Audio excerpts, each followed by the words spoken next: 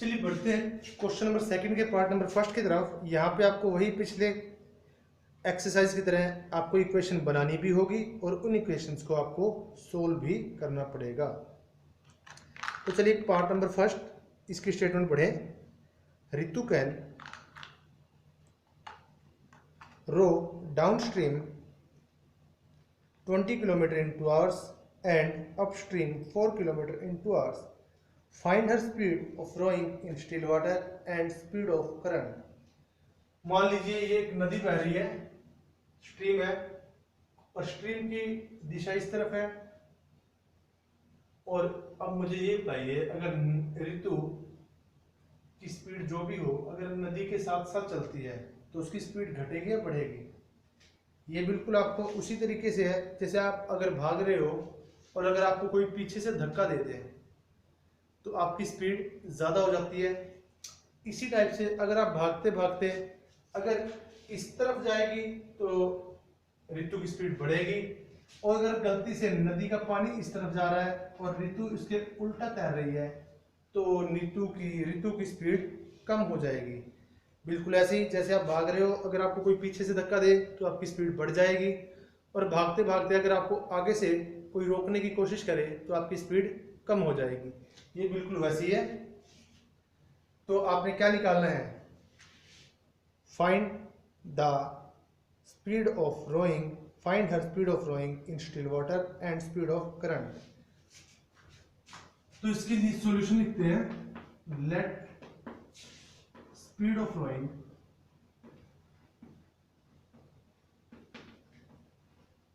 In still water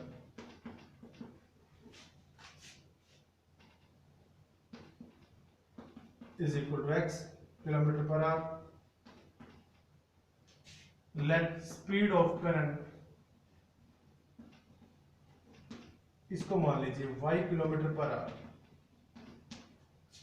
is that clear? अब साथ में मैं आपको लिख देता हूं downstream speed of rowing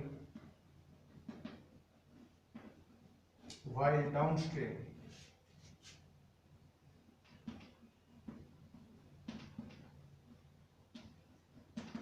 downstream का मतलब पानी के साथ। अब जैसे आपको वही है, जैसे आपको कोई पीछे से धक्का दे तो आपकी स्पीड बढ़ जाएगी। बढ़ेगी कितनी? जितनी पानी की स्पीड है वो नाव की स्पीड में ऐड हो जाएगी डाउनस्ट्रीम में।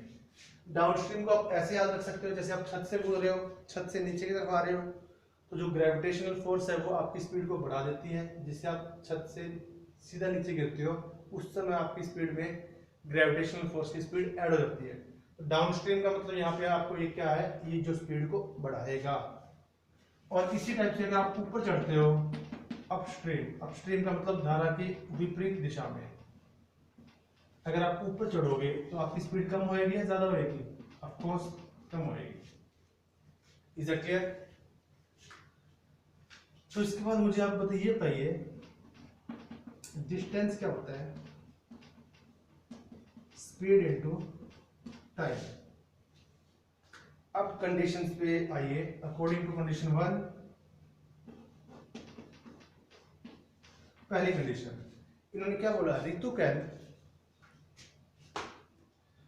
रो downstream 20 kilometre in 2 hours। Ritu downstream 2 घंटे में 20 किलोमीटर नदी के साथ चल सकती है। तो डाउन स्ट्रीम में स्पीड कितनी है? x plus y. Speed, time कितना है? 2 घंटे का। स्पीड इनटू टाइम क्या होता है? डिस्टेंस। डिस्टेंस कितना है? 20। समझ में आया कुछ? डिस्टेंस 20 है is equal to speed downstream में x प्लस वाई है, स्पीड इनटू टाइम कितना है? 2 घंटे का। 2 मल्टीप्लाई में तो जाके डिवाइड में, x प्लस वाई आ जाएगा 20/2, कैंसिल आउट हो गए 10, यहां से x plus y is equal to 10, equation number 1। इसी टाइप से according to condition 2, second condition में क्या कहता है, Ritu can row upstream 4 kilometre in 2 hours. रितु 2 घंटे में 4 किलोमीटर अपस्ट्रीम की जा सकती है। अपस्ट्रीम स्पीड कितनी है, x minus y, speed x minus y, timing कितने घंटे में, 2 घंटे में। 2 घंटे में अपस्ट्रीम डिस्टेंस कितना कवर करेगी, 4। 2 मल्टीप्लाई में जाके डिवाइड में, तो x माइनस वाई क्या आएगा, 4/2, कैंसिल आउट हो गया 2, यहां से आपकी इक्वेशन बन जाएगी x minus y is equal to 2, equation number 2।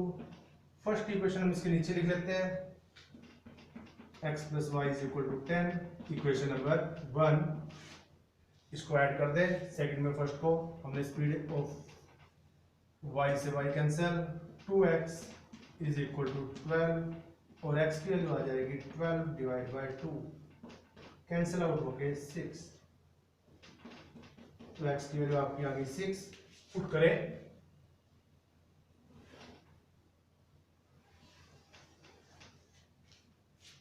तो x की वैल्यू आप 6 पुट कर सकते हैं फर्स्ट में या सेकंड में।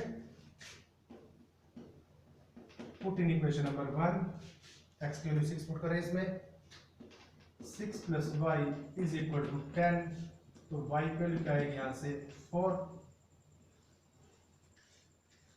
अब आपने x किसको माना था और y किसको माना था, speed of rowing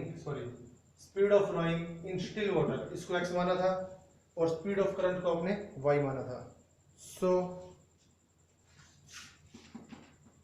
speed of rowing in still water, जिस लैंग्वेज में क्वेश्चन पूछा जाए उसी में आंसर दीजिए, 6 kilometre per hour, and speed of stream क्या आपका बताइए, स्पीड ऑफ करंट या स्पीड ऑफ स्ट्रीम वो क्या है, y की वैल्यू है, y की वैल्यू कितनी है 4, या स्पीड ऑफ स्ट्रीम या स्पीड ऑफ आप करंट कह सकते हैं, is equal to 4 kilometre per hour. यानी नदी की स्पीड 4 किलोमीटर पर आवर है और ऋतु की स्पीड कितनी है, 6 किलोमीटर पर आवर। तो सीधी सी बात आपको पता है कि अगर ये नदी के साथ साथ चलेगी तो इसकी स्पीड 10 हो जाएगी, और नदी के अपोजिट डायरेक्शन में चलेगी तो इसकी स्पीड 2 किलोमीटर पर आवर हो जाएगी। Is that clear?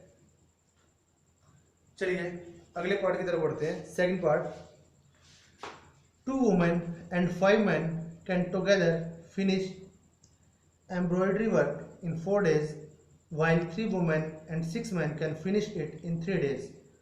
Find the time taken by one woman alone to finish the work and that taken by one man alone.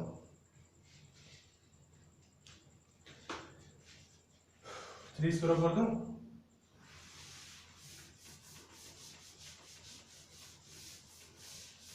Embroidery work किसको बोलते हैं?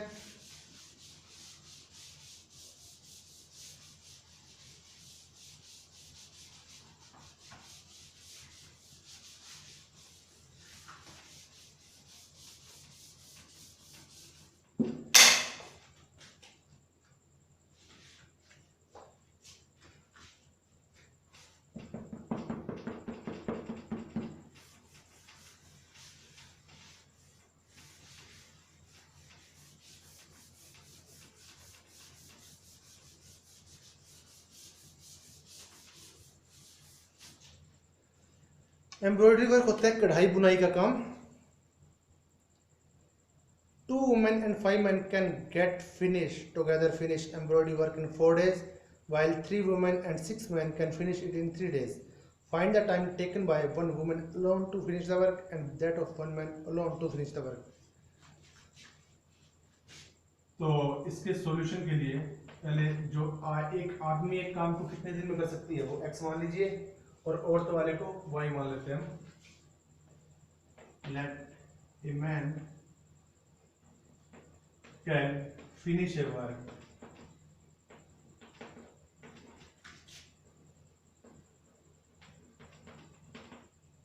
X days. मान लीजिए एक आदमी है, एक काम को एक्स डेज में करता है।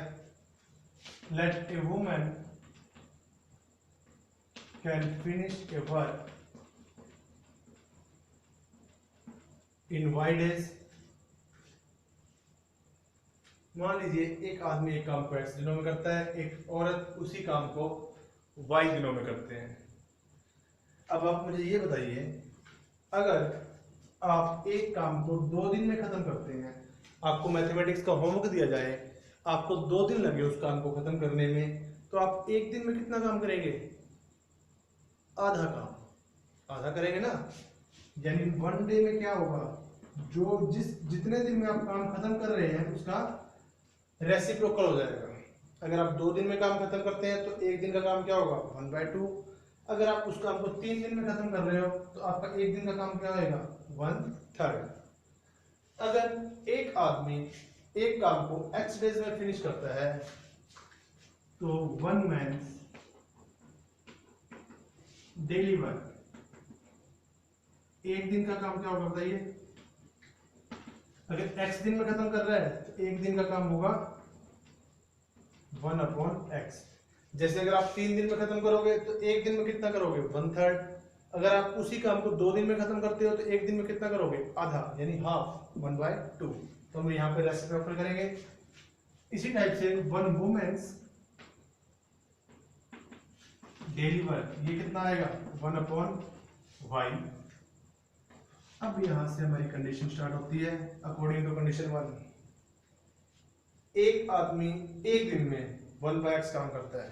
तो पहली कंडीशन में देखिए, 2 औरतें हैं और 5 आदमी हैं। 2 औरतें और 5 आदमी, आदमी 5 है तो आदमी का वर्क 1/x है। एक आदमी डेली वर्क, एक दिन का काम 1/x, और अगर आदमी 5 है तो 5 से मल्टीप्लाई, 5 इंटू 1/x। औरतें कितनी है? 2, 1/y इंटू 2। ये उनका डेली का काम है। एक औरत का डेली का काम 1/y, अगर 2 औरतें हैं तो उनका काम 2/y। अगर एक आदमी का एक दिन का काम 1/x है तो 5 आदमी है तो 5/x। दोनों अगर मिलके काम करेंगे तो उनका जो वर्क है वो ऐड हो जाएगा। दोनों मिलके एक काम को कितने दिन में फिनिश कर रहे हैं? 4 दिनों में फिनिश करते हैं। लेकिन ये कितने दिनों का काम है? एक दिन का। तो 1 डे वर्क क्या है बताओ इनका, दोनों का मिला के 1/4। यानी ये 5 आदमियों का 1 डे वर्क है, ये 2 औरतों का एक दिन का काम है। दोनों को मिला के एक दिन का काम कितना आएगा? अगर 4 दिन में खत्म कर रहे हैं तो एक दिन का काम आएगा 1/4। तो यहां से हमारी इक्वेशन बनेगी 5/x plus 2/y is equal to 1/4। Equation number 1। ऐसे ही हमारी सेकंड इक्वेशन है।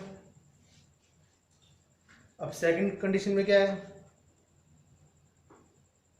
3 women and 6 man can finish it in 3 days। अब की बात, आदमी कितने हैं? 6। एक दिन का काम एक आदमी का 1/x और 6 आदमी 6/x। औरतें कितनी है? 3/y। दोनों मिलेगी तो काम कितने दिनों में पूरा करती हैं? 3 दिनों में। तो ये कितने दिन का काम है? एक दिन का। तो कितना आएगा? 1/3। ये आपकी इक्वेशन नंबर सेकंड। तो मेरे ख्याल से आपको समझ में आ गया होगा। आगे तो सिर्फ हमने इसको सोल्व करना है, यानी x और y की वैल्यू निकालनी है। वो हम इसकी वैल्यू वैसे ही निकालेंगे जैसे हमने फर्स्ट पार्ट में निकाली थी। तो यहाँ पे वही करेंगे, put 1/x is equal to a and 1/y is equal to b। तो इसको पुट करें तो इक्वेशन आपकी कैसे चेंज हो जाएगी? सो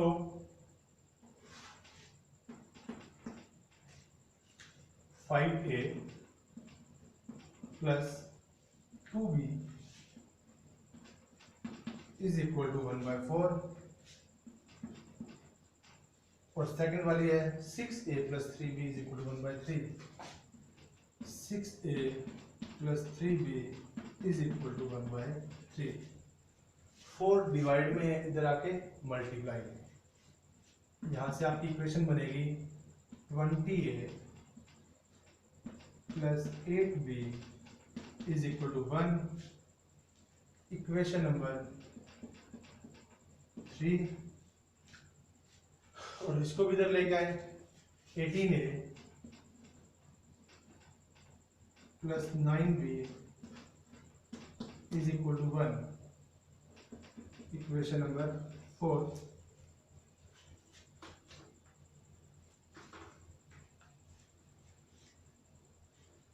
तो यहां से हमने a और b की वैल्यू निकालनी है, तो a और b की वैल्यू निकालने के लिए हम क्या करेंगे, इस एलिमिनेशन मेथड से इसको सोल्व करेंगे। b को इक्वल कर लेते हैं, तो फर्स्ट वाली को 9 से मल्टीप्लाई करते हैं और सेकंड वाली को 8 से। तो इक्वेशन चेंज हो जाएगी 180a प्लस का 72b is equal to 9। Equation number 5 and 18 8 दा 144a प्लस का 72b is equal to 8। Equation number 6। Fifth equation में से 6 को माइनस कीजिए यहाँ से, तो ये minus minus minus 72b plus का 72b माइनस का ये कैंसिल हो जाएगा। 180a माइनस का 144a ये यहाँ से बचेगा 36a is equal to 9 minus 8 1।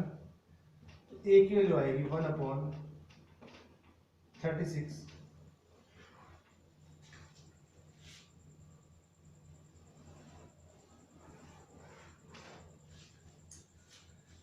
a की वैल्यू आपको 1/36 है। आप किसी भी एक इक्वेशन में पुट कर सकते हैं। इक्वेशन नंबर 4 में पुट करते हैं। Put in equation number 4 18 into 1/36 plus का 9b is equal to 1।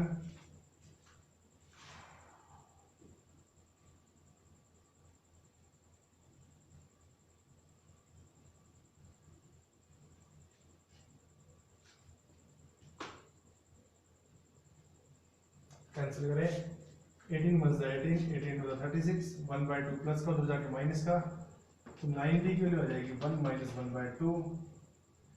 9b is equal to LCM 2 2 minus 1 9b is equal to 1/2 और b की वैल्यू आपकी आ जाएगी 1/2। 9 यहाँ पे डिवाइड में चला जाएगा तो 1/18। तो b की वैल्यू आपकी आ गई 1/18 और a की वैल्यू आपकी आ गई 1/36। यहां से हमने x और y की वैल्यू निकालनी है। 1/x आपने किसको माना था, a को, a में पुट कीजिए। So 1/x is equal to 1/36 and 1/y is equal to 1/18। तो यहां से x की वैल्यू 36 और y की वैल्यू 18। x किसको माना था, एक आदमी कितने दिन में काम खत्म करेगा, वो आपने एक्स डेज माने थे। सो 1 man alone can finish a work कितने डेज में, 36 डेज में। And 1 women alone can finish it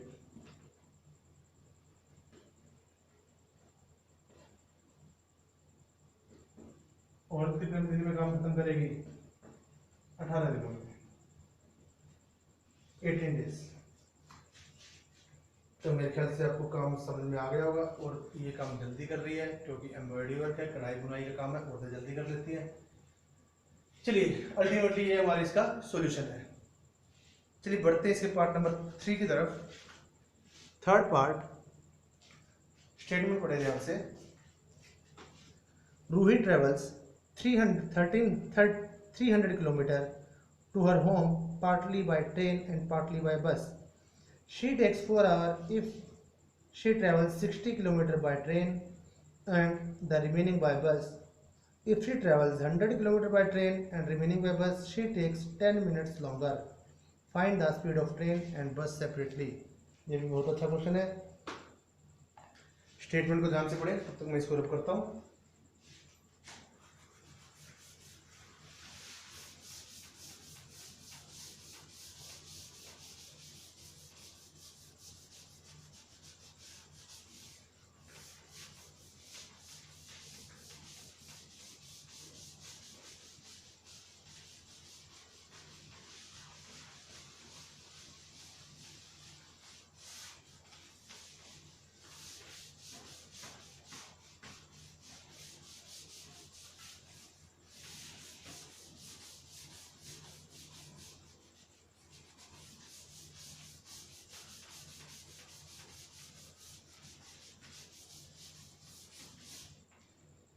देखिए इसके बाद सेकंड क्वेश्चन का थर्ड पार्ट,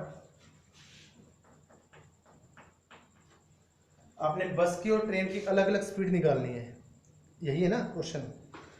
300 किलोमीटर ट्रेवल करती है, कुछ बस से और कुछ ट्रेन से। अगर वो ट्रेन से 60 किलोमीटर जाए और बाकी डिस्टेंस बस से ट्रेवल करे तो उसको 4 घंटे लगते हैं। लेकिन अगर वो ट्रेन से 100 किलोमीटर जाती है और बाकी बस से जाती है तो उसको 10 मिनट ज़्यादा लगते हैं। आपने क्या निकालना है, ट्रेन की और बस की स्पीड अलग अलग। तो let speed of train is equal to x kilometre per hour. Let speed of bus, bus की स्पीड को y मान लीजिए, y kilometre per hour. Distance क्या होता है, स्पीड इनटू टाइम। हमें यहाँ पे टाइम की रिक्वायरमेंट है, तो टाइम क्या आएगा, डिस्टेंस बाय स्पीड। अब अकॉर्डिंग टू कंडीशन 1, अगर वो 60 किलोमीटर ट्रेन से जाती है और बाकी डिस्टेंस बस से कवर करती है तो उसको 4 घंटे लगेंगे। तो 60 किलोमीटर ट्रेन से, ट्रेन की स्पीड है x, तो टाइम क्या लगेगा, डिस्टेंस बाय स्पीड। इतना टाइम लगेगा उसको ट्रेन से ट्रेवल करने में, क्योंकि वो 60 किलोमीटर कहां से जा रही है, ट्रेन से। और टोटल डिस्टेंस कितना है, 300। बाकी कितना बचा, 240। बाकी किससे जाएगी वो, बस से। अगर बस से जाएगी तो बस की स्पीड y है, तो बस से जाने में उसको टाइम कितना लगेगा, डिस्टेंस बाय स्पीड। तो इतना टाइम लगा है उसको ट्रेन से जाने में, इतना टाइम लगा उसको बस से जाने में। दोनों को मिला के कितना टाइम लग रहा है उसको, 4 घंटे, जो कि इसकी कंडीशन है। अगर वो 60 किलोमीटर ट्रेन से जाए, 240 किलोमीटर बस से जाए, तो दोनों को मिला के जो टाइम लगेगा वो कितना लगेगा, 4 घंटे। Equation number 1। तो यहाँ पे आपको यही बात समझने की जरूरत है। अकॉर्डिंग टू कंडीशन सेकेंड, अब की बार उन्होंने क्या बोला, अगर वो 100 किलोमीटर ट्रेन से जाती है और बाकी बस से जाती है, 100 किलोमीटर ट्रेन से जा रही है तो 100 टाइम 100 बाई एक्स, बाकी कितना 200 किलोमीटर वो बस से जाएगी, टाइम कितना लेगी, 200 बाई वाई। दोनों का टाइम मिला के ऐड करो। और वो कहते हैं अगर वो 100 किलोमीटर ट्रेन से जाती है, 200 किलोमीटर वो बस से जाती है, तो उसको 10 मिनट ज्यादा लगेंगे। मतलब इतना टाइम तो लगेगा ही लगेगा, ये आवर्स में है, प्लस 10 मिनट एक्स्ट्रा। लेकिन ये किस में है, आवर में। ये किस में है, आवर में। ये किस में है, आवर में। तो इस 10 मिनट्स को हम क्या करेंगे, आवर में कन्वर्ट करेंगे, 10 बाय 60। अब यहां से हम इसका एलसीएम ले सकते हैं, 100 by x plus 200 by y is equal to, इसका एलसीएम हम यहीं पे ले लेते हैं, 6 एलसीएम 24 प्लस 1, यानी ये आएगा आपका 25 बाय 6। Equation number 2। अब बच्चों इसको हम वैसे ही सोल्व करेंगे जैसे हमने इसका सेकंड पार्ट सोल्व किया था। 1 बाय एक्स को a मानिए, 1 बाय वाई को b मानिए। यहाँ पे हम इसकी इक्वेशन को सोल्व करेंगे। Put 1 by x is equal to a, 1 by y is equal to b। तो so equation number 1 and equation number 2 reduces to, ये किस में चेंज हो जाएंगी, पुट करें यहाँ पे।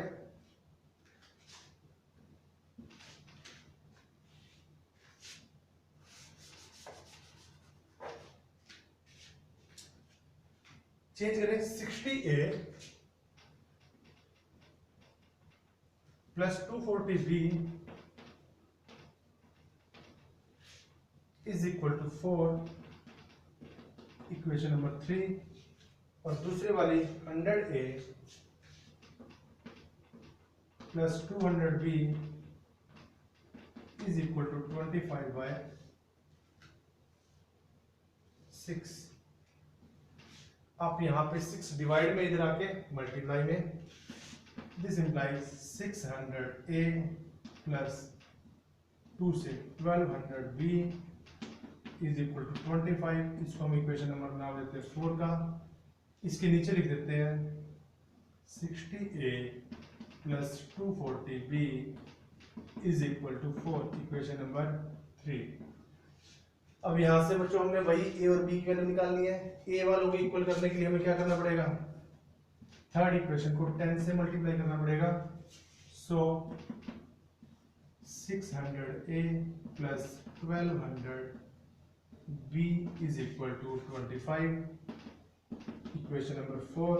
और नीचे वाली इक्वेशन क्या बनेगी, 600A plus 2400B is equal to 4 times the 40, equation number 5। यहां से आप क्या कीजिए, फोर्थ में से फिफ्थ को माइनस कर दीजिए।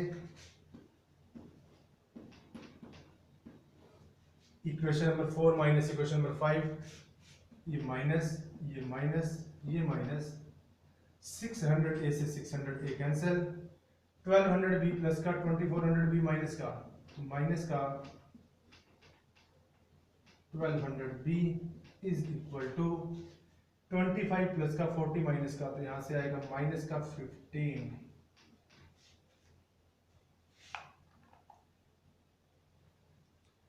तो यहां से जी माइनस से माइनस कैंसिल, B की वैल्यू आ जाएगी 15 डिवाइड बाय 1200, कैंसिल आउट होएगा 8 पे यानी 80, तो B इज इक्वल टू 1/80। अब B की वैल्यू पुट कर सकते हो किसी भी एक इक्वेशन में, इक्वेशन नंबर 3 में पुट कर देते हैं,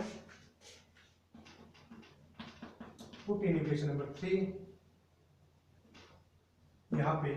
सो 60A प्लस 240 इंटू B की वैल्यू 1/80 इज इक्वल टू 4। 80 से 3 पे कैंसिल, 3 प्लस का उधर जाके माइनस का, 60A इज इक्वल टू 1, तो A की वैल्यू आ जाएगी आपकी 1/60।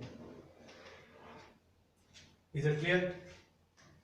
A की वैल्यू 1/60, B की वैल्यू 1/80। A और B की वैल्यू हम यहाँ पे पुट करेंगे। सो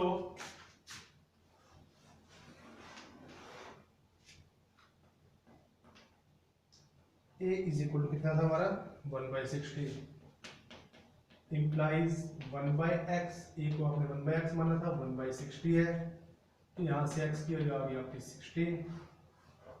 ऑल्सो B की वैल्यू थी आपकी 1/80, B किसको आपने माना था, देखिए 1/y को, implies 1/y is equal to 1/80।